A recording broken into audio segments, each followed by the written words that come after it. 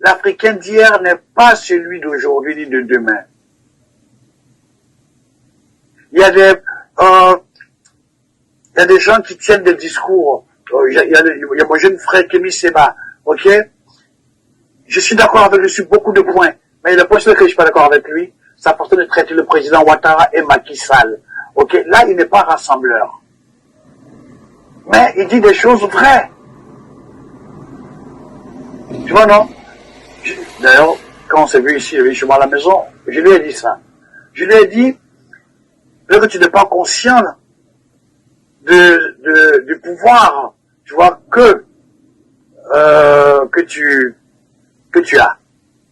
Mais, sache l'utiliser.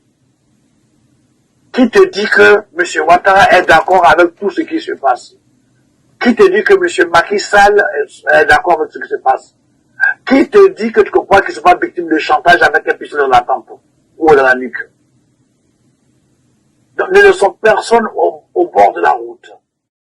Que la paix soit sur toi, Alpha. Je ne veux pas être long parce que je pense que ça ne nécessite pas de l'être, mais ça n'empêche pas que je vais tout faire pour que la réflexion soit la réflexion de fond. Avant toute chose, je prends à témoin le public, c'est important que je stipule devant tout le monde que je t'aime énormément, je t'aime profondément. Et je peux dire sans trop me tromper que cet amour est partagé. Tu nous as reçus avec beaucoup d'amour et beaucoup de fraternité. Et tu nous as dit que tu nous soutenais énormément lorsqu'on était venu à Abidjan, peu de jours avant que je me fasse expulser par l'individu que tu défends un peu, le président Alassane Ouattara. Il est important que je dise que l'amour est nécessaire entre nous, mais que l'amour n'empêche pas et n'empêchera jamais la sincérité et parfois la diversité sur le terrain des opinions. Moi, je ne suis absolument pas d'accord que de dire que en émettant des critiques politiques sur les dirigeants que tu viens de citer, on les met de côté. C'est pas vrai. Et qu'en émettant des critiques politiques vis-à-vis de ces derniers, on est dans une démarche de les injurier. Ce n'est pas vrai. Exposer la démarche d'Alassane Ouattara, qui a fait en sorte que son frère, Laurent Gbagbo, soit incarcéré à La Haye de manière injuste, le fait que ce même président Alassane Ouattara ait fait venir l'armée française pour déloger son propre frère et l'envoyer comme à l'époque de l'esclavage loin de ses terres, je suis désolé, frère, ce n'est pas de l'injure, c'est de la critique politique. Exposer le fait que Alassane Dramane Ouattara est en train de surendetter la Côte d'Ivoire sous couvert d'un pseudo-développement, d'accord, et d'une logique d'accaparement de terres, puisqu'il laisse ces terres être achetées par des grands complexes industriels français, d'accord, dans le phénomène de ce que l'on appelle le land grabbing, je suis désolé, ce n'est pas de l'injure, c'est de la critique politique. Exposer le fait qu'Alassane Ouattara est le pion numéro 1 de l'oligarchie française, de la France-Afrique sur le continent africain, ce n'est pas de l'injure, c'est de la critique politique. Exposer le fait qu'Alassane Dramane Ouattara accueille le meurtrier de Thomas Sankara, en l'occurrence Blaise Compaoré, sans que ça indigne qui que ce soit, y compris toi, grand frère, que j'aime énormément. Je suis désolé, grand frère. Mais pour moi, ce n'est pas de l'injure, c'est de la critique politique. Donc je le dis et je le répète, je t'aime énormément, mais je ne suis pas d'accord avec la criminalisation que l'on expose de notre pensée lorsque l'on s'oppose à ces dirigeants qui sont pour moi les valets des intérêts français. De la même façon, ce que je dis, je peux le dire pour Macky Sall et je vais vous donner une petite anecdote.